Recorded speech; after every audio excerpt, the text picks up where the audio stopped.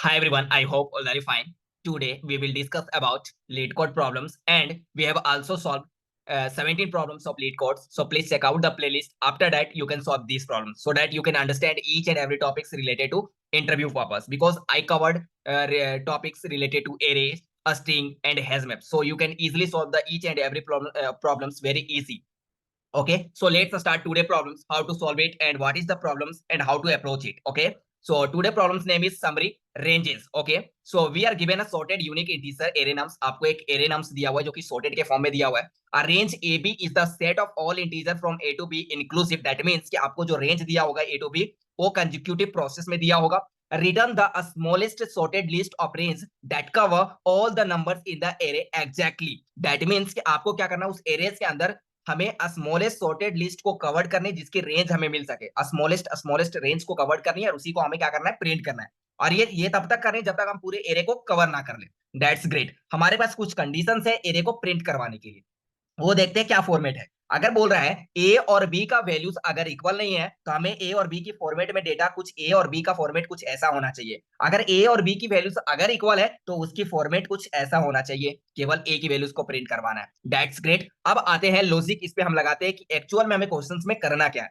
हमें रेंज ये मिलेगा कैसे और हमें ये रेंज मिला तो मिला कैसे. ठीक है, चलो डिटेल्स में बात करेंगे. बहुत ही इजी अप्रोच बताएंगे. उसके बाद इसका कोड बहुत ही सिंपल होने वाला है. आपको 100% समझ में आएगा और ड्राई रन के साथ बताऊंगा. ठीक है, तो वीडियो में लास्ट तक बने रहे और हमारे चैनल पे नहीं हो तो चैनल को सब्सक्राइब भी कर ले मेरे दोस्त. चलो स्टार्ट करते हैं.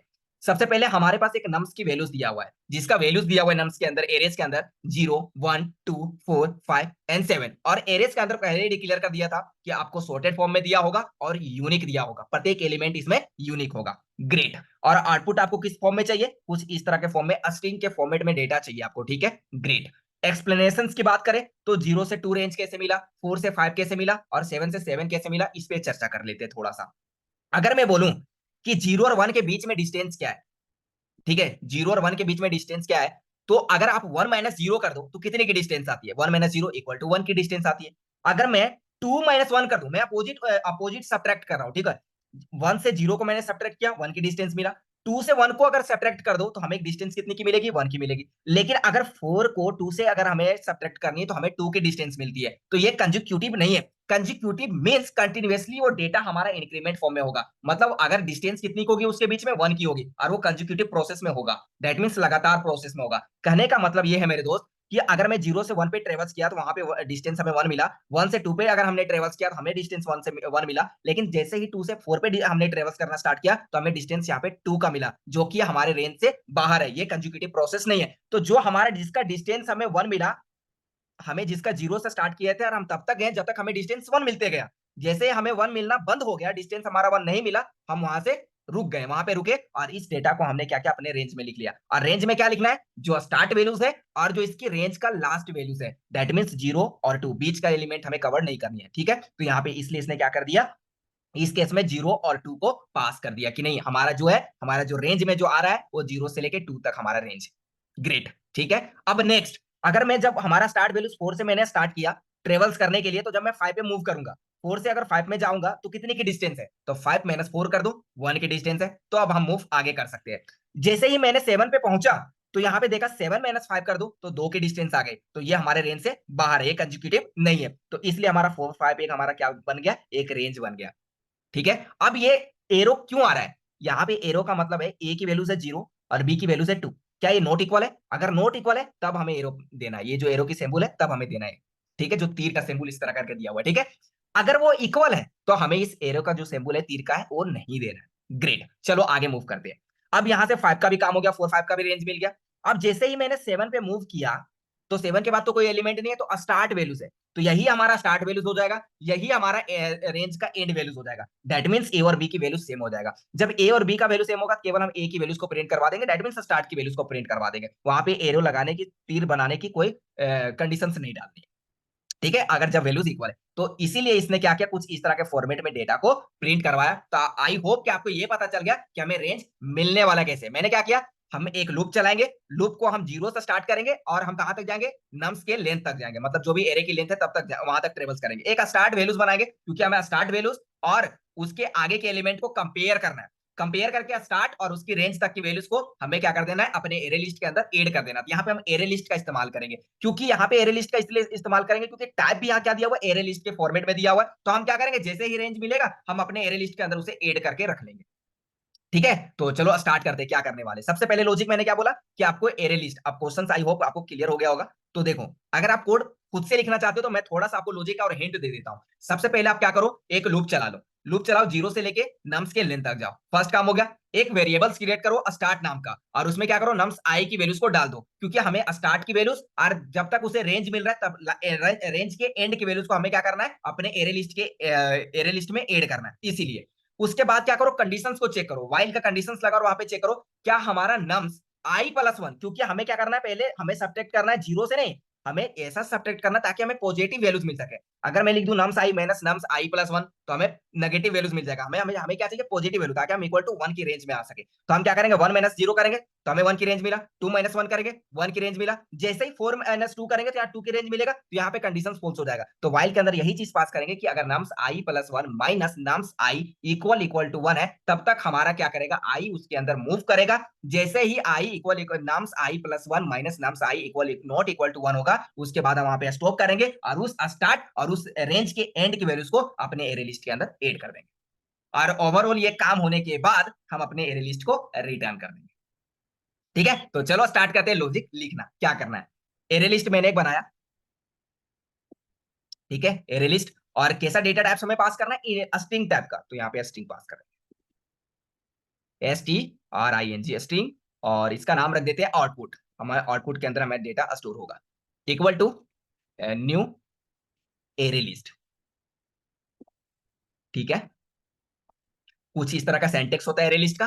अब मुझे क्या बोला था मैंने, एक लूप चलाना है आपको, जो int I equal to zero से स्टार्ट होगा, I less than equal to nums dot LENGTH len तक जाएगा, एंड आई को कर देंगे प्लस प्लस। ग्रेट। नेक्स्ट काम, एक वेरिएबल्स क्रिएट करेंगे, क्योंकि हमें स्टार्ट वैल्यूज चाहिए अपने एरे लिस्ट के अंदर ऐड करने के लिए। तो स्टार्ट इक्वल टू नम्स आई लिख देता हूं मैं, ठीक है, नम्स आई लिख देता हूं। ग्रेट। अब मुझे क्या चाहिए, मैंने बोला व्हाइल एक कंडीशंस लगानी है। यहाँ पे क्या चेक करना है आपका, कि क्या आपका नम्स आई प्लस वन, ताकि हम वन माइनस जीरो कर सके, माइनस नम्स आई जीरो इंडेक्स पे चेक करेगा क्या इक्वल इक्वल टू वन का डिस्टेंस है। अगर वन का डिस्टेंस है तो हम अपने आई को कर देंगे प्लस प्लस।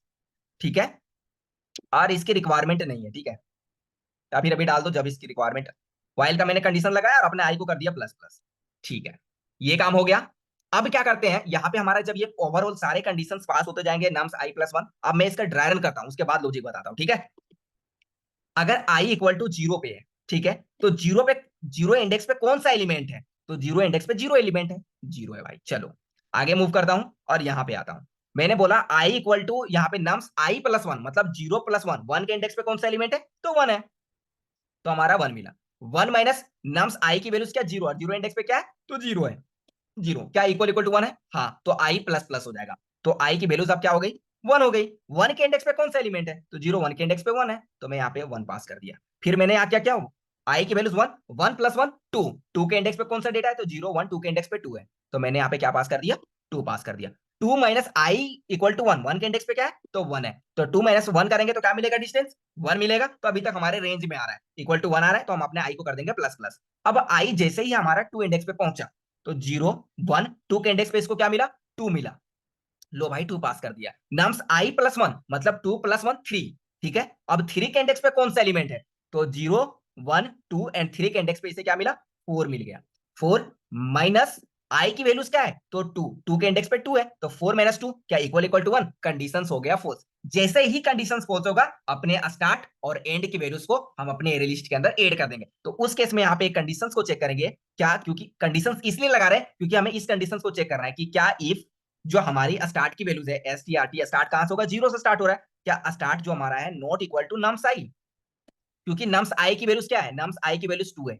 ठीक है, nums I equal to two, two के इंडेक्स पे क्या है, टू ही है, तो टू, क्योंकि हमें टू तक ही रेंज जाना है ना, कि अगर स्टार्ट और नम्स आई की वैल्यूज हम इसलिए पास कर रहे हैं क्योंकि जीरो से स्टार्ट करेंगे और हमें टू तक ही जाना है, क्योंकि फोर पे हम मूव नहीं कर सकते, ये हमारे रेंज से बाहर है। तो अगर नॉट इक्वल है, अगर स्टार्ट की वैल्यूज क्या है, जीरो है, स्टार्ट की वैल्यूज क्या है, जीरो है, यहाँ पे मैं पास कर देता हूँ कि स्टार्ट की वैल्यू जीरो, क्या नॉट इक्वल टू किसका, नम्स आई की वैल्यूज क्या है, टू, तो 0 नॉट इक्वल टू 2। तो इस केस में हमें डेटा किस तरह के फॉर्मेट में चाहिए, तो हमें स्ट्रिंग के फॉर्मेट में कुछ ये डेटा में चाहिए, कुछ इस तरह के फॉर्मेट में चाहिए। तो यहाँ पे हम पास करेंगे अपने आउटपुट के अंदर, ऐड कर लेंगे इसको हम आउटपुट, और यहाँ पे हमारे पास एरे लिस्ट के अंदर इनबिल्ट फंक्शंस ऐड करने का है, जिसके अंदर हम यहाँ पे स्ट्रिंग पास करेंगे और प्लस strt स्टार्ट का वैल्यू चाहिए, फिर प्लस यहाँ पे देखो फॉर्मेट समझना, पहले क्या चाहिए स्टार्ट वैल्यूज, मतलब ए का वैल्यूज, स्टार्ट वैल्यूज क्या 0, ठीक है 0 मिल गया यहाँ पे।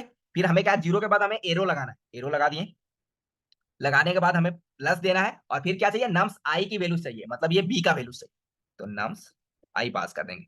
तो इस केस में क्या होगा हमारा, इस केस में हमें ये हमें क्या लाके दे देगा, हमारे एरियाज के अंदर 0 स्ट्रिंग के फॉर्मेट में 0 2 मिल जाएगा।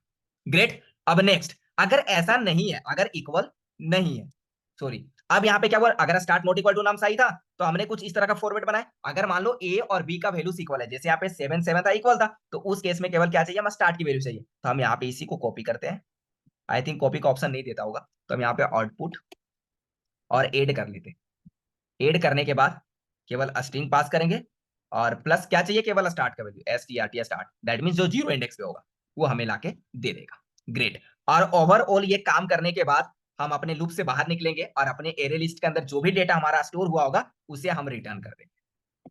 अब आगे का ड्राई रन आप कर लेना। आगे का क्या करना है कि i इक्वल टू 2 पे तो चेक कर लिया ना, अब i इक्वल टू 3 पे चेक करोगे, 3 पे क्या मिलेगा, 3 पे आपको क्या मिलेगा, 0 1 2 3 पे 4 मिलेगा, 4 पे चेक करोगे 4, और 4 प्लस 1 करोगे 5, 5 पे क्या मिला 5 मिला, 5 माइनस 4 करोगे 1 का डिस्टेंस मिलेगा, तो उसे कवर करोगे फिर प्रिंट करवाओगे। तो इस तरह से आप ड्राई रन कर लेना। आई होप कि मेरा ये कोड सही होगा। अब एक कंडीशन और हम चेक कर लेंगे, ठीक है, क्योंकि मे भी हो सकता है कंडीशन फॉल्स दे, चलो देख लेता हूँ रन करके। तो क्या बोल रहा है, index 6 out of bound exception, इसलिए आ रहा है ना क्योंकि हम जो अपने नम्स के अंदर हमें ये कंडीशन चेक करना होगा। ठीक है नम्स डॉट लेन तक जा रहे हैं, लेकिन हम आई प्लस वन से स्टार्ट कर रहे हैं, तो इसे डाउट ये हो रहा है कि अगर मान लो आई प्लस वन की जो लेंथ है अगर लेसर है किससे, नम्स डॉट लेंथ से, तभी ये कंडीशन को चेक करें, एल जीटीए लेंथ, ठीक है।